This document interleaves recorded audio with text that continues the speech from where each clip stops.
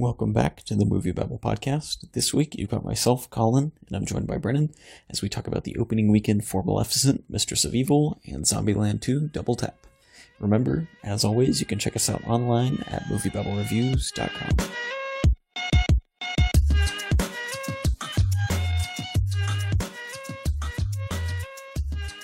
Alright, so breaking down this weekend's top 5, we've got Maleficent, Mistress of Evil at the number 1 spot with 36 million, followed by Joker in the number 2 spot with 29.2 million. Zombieland Double Tap opens up at number 3 with 26.7 million, followed by The Addams Family at number 4 with 16 million, and Gemini Man rounds out the top 5 with 8.5 million. So Maleficent, I did not expect it to be the leader of the weekend. But it is. It's in the number 1 spot. It's pulling pretty significantly below the first Maleficent that opened in 2014 with about a $70 million opening weekend. But Maleficent 2, Mistress of Evil, is only at 36. It's currently sitting at about 153 million worldwide, so it does have a strong worldwide presence, but domestically it's kind of off to a struggle. Yeah, you know what? I think that this film's going to have to really be one that makes its money overseas. I don't think this is a film that is going to do just crazy big numbers here domestically. I think that the first film, I mean, it went on to gross $241 million domestically. I don't think this movie, I mean, obviously with this first weekend of 36 million, it's not coming close to that. So, I mean, that's just the way it is with this. I don't think anyone is really asking for this sequel. The first film made 69 million first weekend. This one, 36 million first weekend. That's a massive drop off.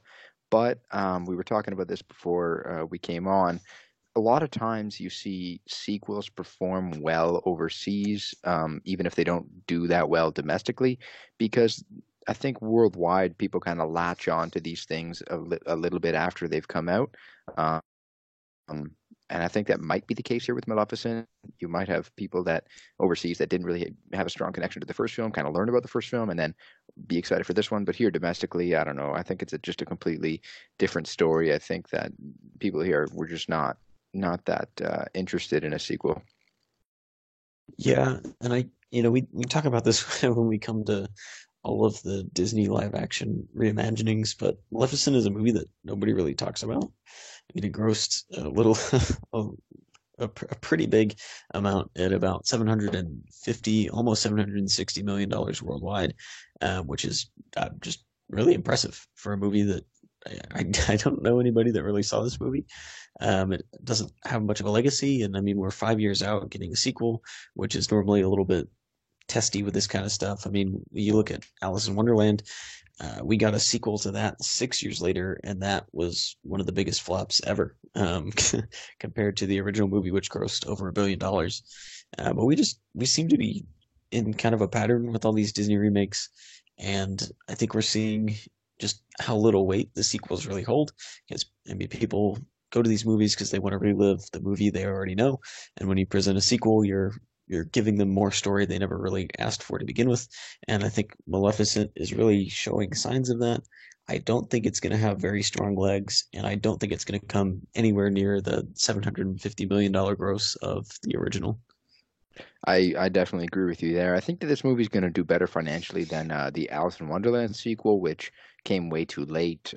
But I don't think it's going to be pulling massive numbers at all. But we'll see how it progresses. But I think that we can call this one dead in the water after its first weekend. I mean, it's really going to need the overseas totals to boost it because domestically here, I think that people are kind of they didn't want this. They didn't ask for this at all.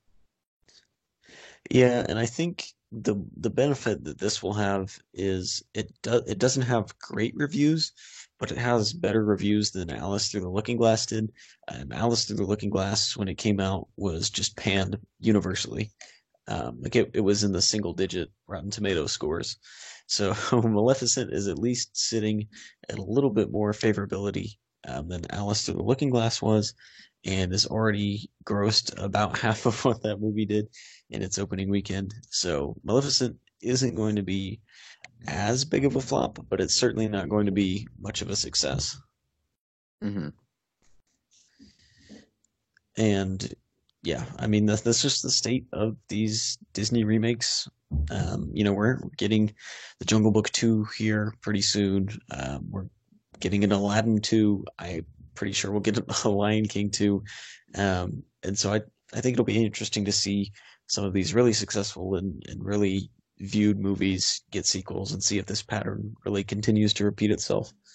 I think that it's a huge mistake. I mean, even movies like that. I mean, Aladdin and Lion King especially blew up this year worldwide, made so much money, but I don't think those sequels are going to have any weight whatsoever. They'll be performing much better than Alice in Wonderland sequel, and probably better than this Maleficent sequel. But I don't see them being that profitable. I mean, but the sad thing is, they are going to make hundreds of millions of dollars. People are going to have their eyes on them, which I think is a little bit of a shame. But that's just because of how large the first films performed at the box office. Like The Lion King is up over $1.65 billion worldwide. I mean, that's just incredible and insane. So I think that a sequel to that will gross upwards of 500, 600, maybe 700 million.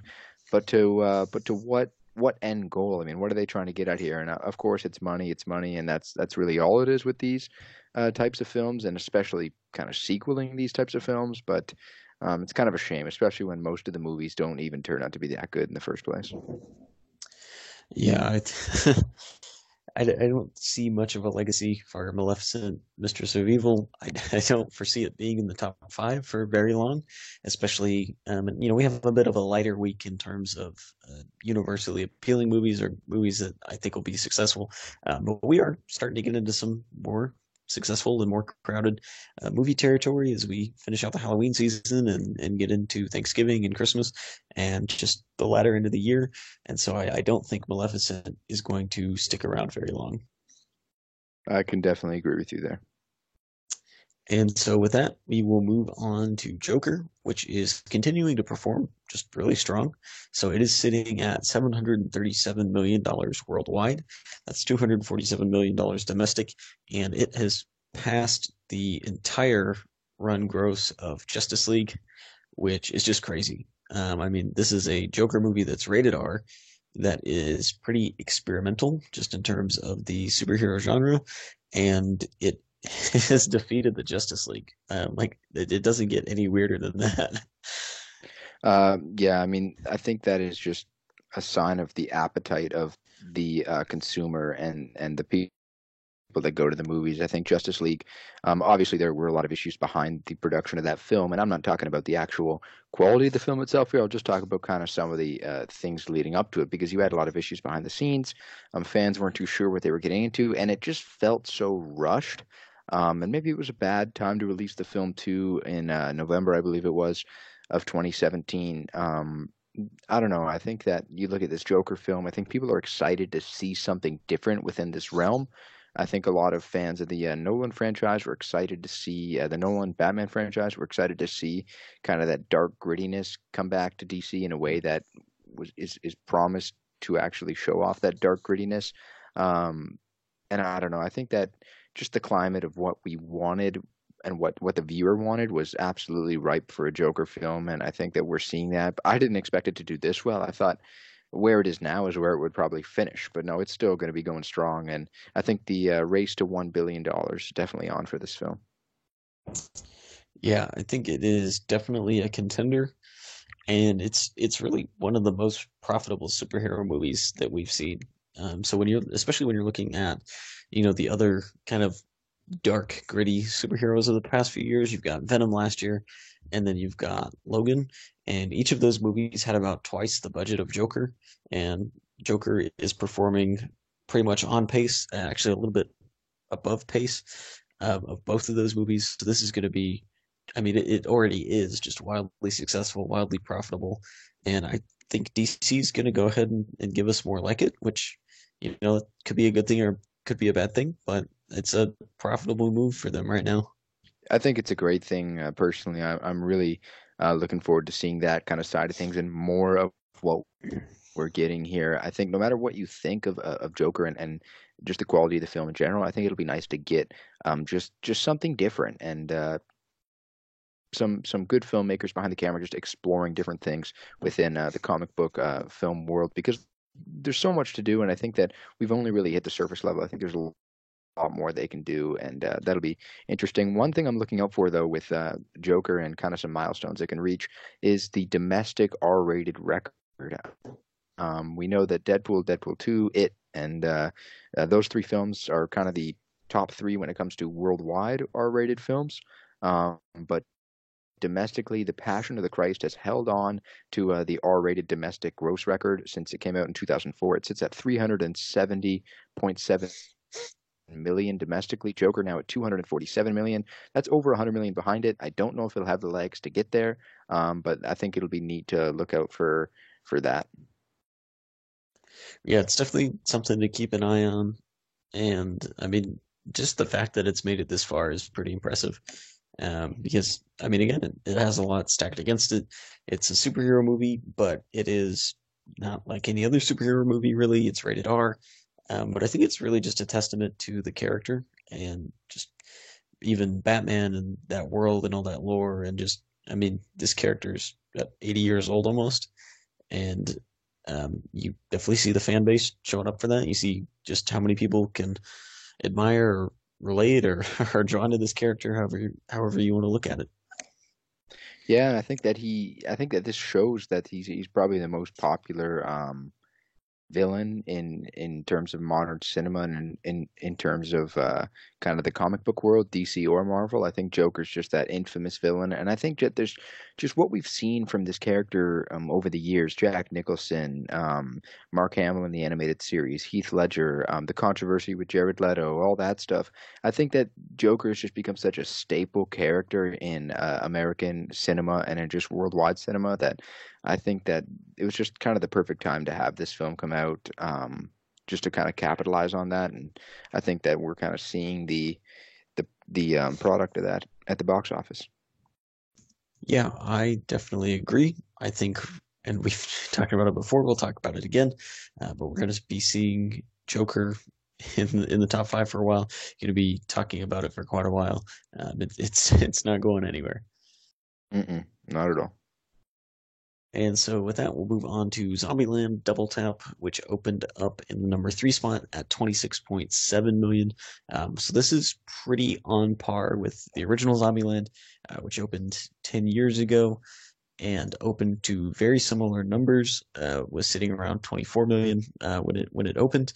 And so this is, I mean, pretty much on track. The main difference we're going to look at with this movie is the budget. So it has almost twice the budget that the original had, sitting at about a $42 million budget.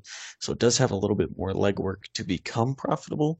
And it'll be interesting to see what the legs of this look like because Zombieland had decent legs. It didn't have a built-in following. Nobody really knew where it was going to land financially when it debuted back in 2009.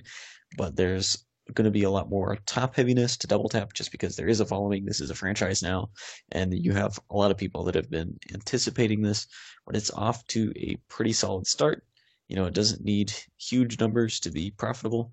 And I mean, zombie movies, this kind of horror comedy never really pulls in just a huge uh, billion-dollar level amount. But it is off to a strong start, sitting at about $32 million worldwide. Yeah, and I think we're seeing that the budget's not super high. It's a little over $40 million, and the film still has a lot more markets to come out in. I think that it's going to be seeing more of its expansion overseas next week and then even deep into November. So, I mean, I think it'll profit decently overseas. Domestically, as you said, it'll probably be very top heavy. I definitely agree with that. But overseas, I think that we're going to see a little bit of a better gross. I think that this might play into what I was touching on earlier with Maleficent, kind of just a film that comes out in 2009. It kind of becomes sort of that, not more of a cult classic, but this movie definitely the original Zombieland has a cult following and a big following. I think that has probably over the last decade spread overseas, and I think that we're going to see this movie perform overseas a little bit than the first one. Domestically, maybe on par, but I think that makes for a profitable um, year in Zombieland Double Tap. Yep. And I mean, Zombieland, I love this movie. I'm gonna be honest. Um, and I I mean, my review will be out on the site in a few days. Shameless plug. But I think Zombieland also has not just the fact that it's been pretty well received by audiences. There's I'm not the only one that loved it, but it does have another 2 weeks almost before Halloween, and so it does have a little bit of a better stretch out of it, just in terms of its legs. It really only has one other horror movie coming out as competition here next week, and that's Countdown, which I don't think is going to be very big anyways. And so Zombieland does have a little while to keep moving forward with the momentum it has right now. For sure, I definitely agree with that. I think that Countdown, which is coming out next week, is a movie that I've only seen. I think I've seen one trailer for it. It doesn't really have too much buzz, and that's kind of odd. I think usually every year you see that big staple horror movie come out, or even just kind of a moderate to low budgeted studio horror film come out and catch fire just because it is October and it's Halloween season. But we're not really seeing that this year, so I think Zombieland 2 will definitely benefit from that, and we'll definitely see a lot of pretty good numbers come in over the next 2 weeks. Yeah, and I mean the real test for it will be how well it performs coming out of October, and then what its legs look like when it's finally on home video. Because the original Zombieland did pretty well with home release, and I mean that's part of why it has such its classic status like it does now. Yeah, and do you think that this is gonna, I don't know for sure about where Sony's connected to in terms of streaming, but do you think this will land on like a some major players in terms of streaming services? I'm not sure because the original Zombieland was on Netflix for quite a while, and this was, right when Netflix was switching over to streaming. So this came at a really opportune time for this because, suddenly it was really easy to access, and it was one of those things that you didn't necessarily have to go out and consciously look for. You could take it more of a chance on it just because that's kind of what the streaming platform is there for. And so it'll be interesting to see how this one works because, it's not coming at the beginning of streaming. It's coming in an era where we're having, 10 different streaming services that are all popping up here within the next year.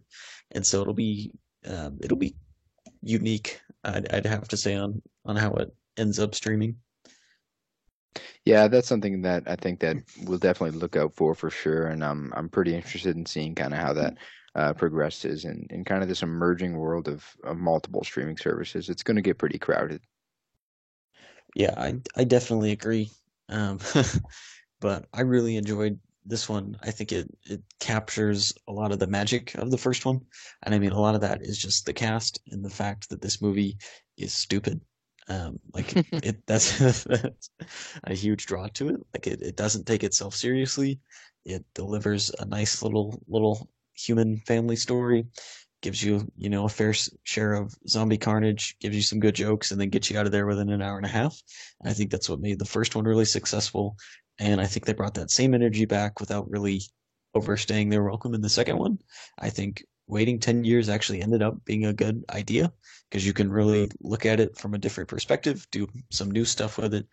You can kind of use the cast and how much they've grown or changed. I mean, with Woody Harrelson, it's not as noticeable, but with the other three, you can definitely see like actual physical growth and just how different they are than when we saw them the first time. And I think that really lends itself to just how much fun this movie was. This is probably my favorite popcorn movie of the year next to Endgame. Like it's just fun. Yeah, and I'm looking forward to it. I haven't seen it yet, but I mean, I just watched the first film like 2 days ago, so for me it'll be really neat to see that just kind of so close together. I'm probably going in a few days to see this one, and your praise is definitely pretty exciting to hear. So I'm really looking forward to it. Yeah, and my my only gripe with this movie isn't really a gripe at all, but um, so there's a scene in the movie, and it's in the trailers where Tallahassee is dressed up in this Elvis suit, and he gives this little anecdote about you know his this Elvis impersonation he did in high school, which is fine. Like it's a fun moment in the movie, but it really bothered me because I listened to him on a podcast earlier that day, and that was a story that actually happened to Woody Harrelson, and so I had to sit through it twice, and I was like, all right, what's up with this? So it's a unique point in the movie. I like that they drew that from the actual actor, but Yeah. listening to it and then hearing it again like an hour later was just kind of deja vu and annoying, but that's not Yeah, really a yeah, gripe. It's just a thing. just a personal experience there. Which again I think is part of why these work. I mean, the actors know what movie they're in. They're having fun with it. They're bringing themselves to the role and just being kind of over the top and goofy. And I think that's why the first one worked really well. I think that's why this one works really well. Yeah, I think that definitely is what makes this franchise really work, and I'm really happy that you're saying that that's what they continue with in this second film. I was nervous after seeing that first trailer, but that's good reassurance. Yeah. And so with that, we will move on from Zombieland and go to the number four spot, which was the Addams Family reboot, and that pulled in a little over 16 million this weekend. It did open in about 95 additional theaters, so it does have a little bit more range just in terms of where it's playing. But I mean, it's an odd performance because it's working, it's making money, but it's not really flopping, not really being a super success. It's just making a decent haul. It's sitting at 56, almost $57 million domestically, and it's a good win for United Artists releasing. And we talked about that last week, but it's not a superb win, kind of like Toy Story 4 that we saw earlier this year. No, and I think where things will get interesting is next week and the week after, and then November especially, because you look at where this film has been released so far.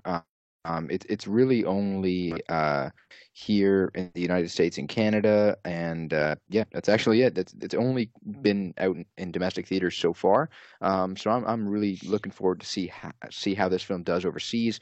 It's going to be opening up to a ton of markets next week, a ton more the week after that, and then a few throughout November and December. So I mean, if it's already at 56 million domestically, the movie is sitting on a budget of 40 million. I mean, I think that the sky might be the limit depending on how this franchise performs overseas. I don't know kind of what the connection is to this franchise overseas because I know it's a very established franchise, but I'm not too well versed in it. But I mean, I think that they are making their money, as you said, not a huge hit, but with a budget of $40 million, I think that they're on pace to really see some great returns. Yeah, and I mean it's not a super success, but it's not a loss, which is pretty good for United Artists releasing right now.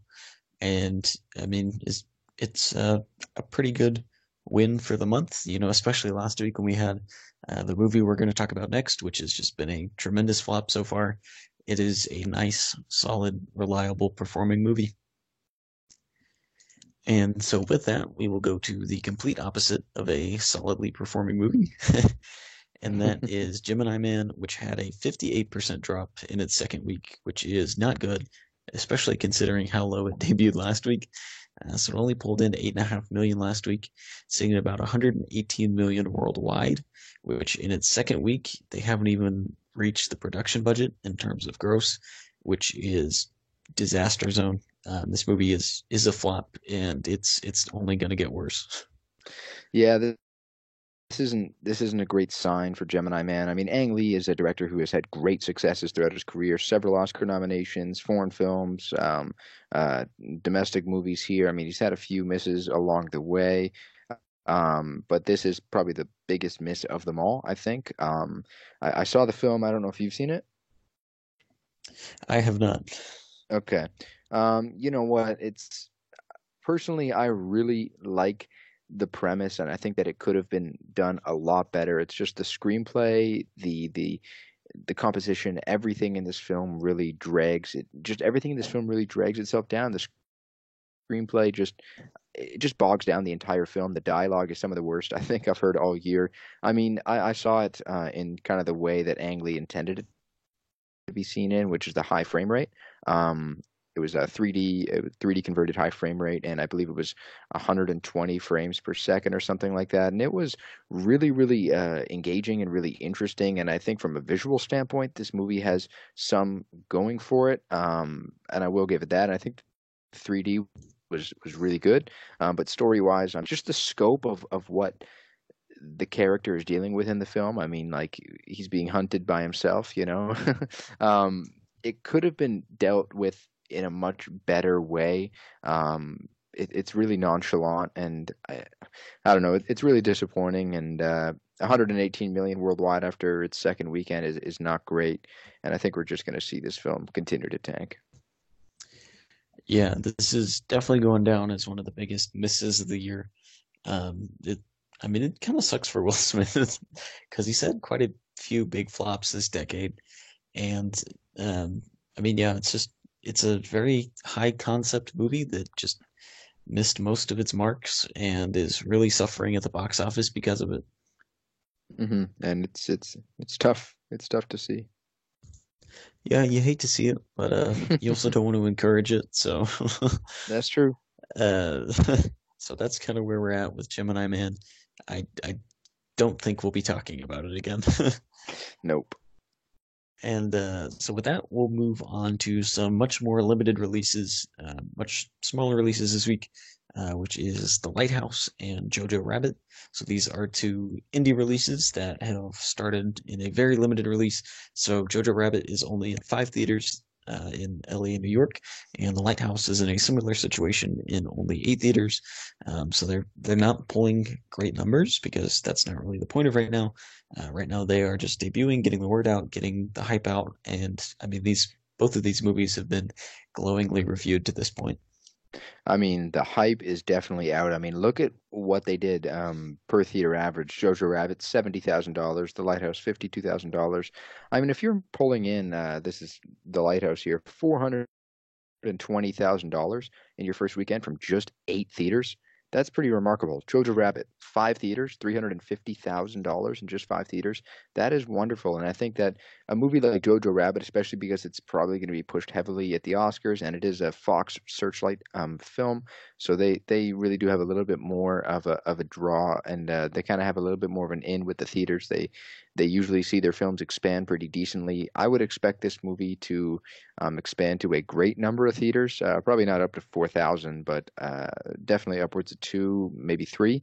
The Lighthouse, not as much. I think A24 probably won't be putting this thing out super wide, but I don't know. I think this is just a really solid start for these films. I'm really looking forward to both of them, and I have my Lighthouse tickets, so I'm ready for that.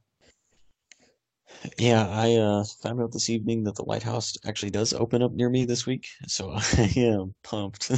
Hmm. And then Jojo Rabbit is going to be a little bit later down the line, but equally excited for that. I mean, I love Taika Waititi. He's probably my favorite director. So I'm excited to see more of his stuff and just see the Lighthouse, which is I've heard it's really dark, really weird. I'm going in pretty blind, which with a lot of these smaller movies is always the right move. I'm going into Parasite whenever I go into Parasite in similar fashion, and I cannot wait to see what they do with it. Yeah, it's really exciting. I think it's just kind of that time of year where just some of these really unique, different type films come out, and I'm really looking forward to them, and especially these two in particular. I think Jojo Rabbit is coming a little bit more as well. It is expanding next week, but in Canada, I believe next week or the week after is when it will expand to my area. So I'm really looking forward to that, and I think it's just a sign of what's to come over the next few months. Yeah, we're getting into the really interesting part of the year, I think. So we've got The Lighthouse, we've got Jojo Rabbit, we've got Knives Out coming up, we have Uncut Gems, we have there's literally dozens more movies I could rattle off. But we're getting into the artsier part of the year, which, in my opinion, is where you see more just kind of original ideas. You see just more weirdness. You see generally higher quality, just in terms of kind of going to the cinema debate that's been pretty big recently. You see more of these cinema films, and it's one of the most fun parts of the year. For sure, and I'm just so stoked. I mean, that's a debate that I don't know if I I want to get into it right now because I think that I don't know. You you heard a little bit about today. Francis Ford Coppola actually uh, backed up Martin Scorsese and his comments. You heard about that? Yeah, I did hear about that. And I saw most of like James Gunn responded to it, and it's just kind of spiraled out and become an even bigger deal. Yeah, and I think that what you're seeing here is uh, people in the media trying to kind of trying to sort of trap these directors in this position. I think that after Scorsese's comments, I think that this is what they want. This is kind of the clickbait material that they need. So I think that you're going to be seeing this maybe happen more and more. I think that you'll probably be seeing kind of people in the media want this type of thing to get out because it causes controversy and it gets reads. It's kind of it sucks. Like it's not a debate that I think is that valid because of just how objective everything is in this medium. But I think that it's pretty much just down to the media and the way they're kind of treating this. And I hope that there aren't that many people in the media that want to keep doing this and keep kind of stirring the pot here. But I wouldn't be surprised if this continues to happen. Yeah, and I mean it just kind of took off because it came up in a Scorsese interview, and now it's just a clickbait thing. I mean, yeah, of course, if you ask these elites that are from a much different generation of movies and movie making and just the way they were brought up, the movies they watched and the movies they made, and you ask them these questions, yeah, they're not going to be on board because it's a completely different ball game. I don't think that invalidates one side of cinema or the other, but I think it causes controversy. It gets websites' attention, and it gets people talking. Well, mudslinging. Hmm. But it just I think it's going to keep happening because people will keep responding, and I think especially just timing it when Joker is coming out, and that's already causing just arguments on both sides of the Marvel DC aisle. And I don't think DC fans realize that what Scorsese's saying about Marvel equally applies to DC. But that's just kind of where we're at. It's a controversy. It's a mess, and I think it'll get a little bit messier before it gets cleaned up. Yeah, and I hope it doesn't. But I mean, you never know these days, and I could definitely see it getting a little bit messier. But I do hope it kind of solves itself and kind of just kind of moves on. Yeah, I agree. I'm actually working on another shameless plug for the website, working on an article about that. So check that out for some more thoughts here in the next couple days. Yeah, that'll be an interesting read for sure. And so with that, we are kind of wrapping up this weekend at the box office. I feel obligated just to remind people listening that if you're listening to this podcast the day it comes out, Star Wars tickets do go on sale tonight. So watch out for that. If you're listening to this after the day it comes out, you've probably already missed out on Star Wars tickets. So my condolences, but I know I'm pumped for it. I can't wait to talk about that movie. I can't wait to see that movie and just be in the nonsense of Star Wars ending again. So that's coming up. But before that, we've got the lineup for next week. We've got The Lighthouse, which will be expanding quite a bit domestically, as well as the movie Countdown, the movie Black and Blue, and The Current War, which is being offered in a director's cut already, even though we haven't seen the theatrical cut yet. So that's an interesting thing to look at. We'll be back next week talking about those. And remember, you can always check us out online at moviebattlereviews.com.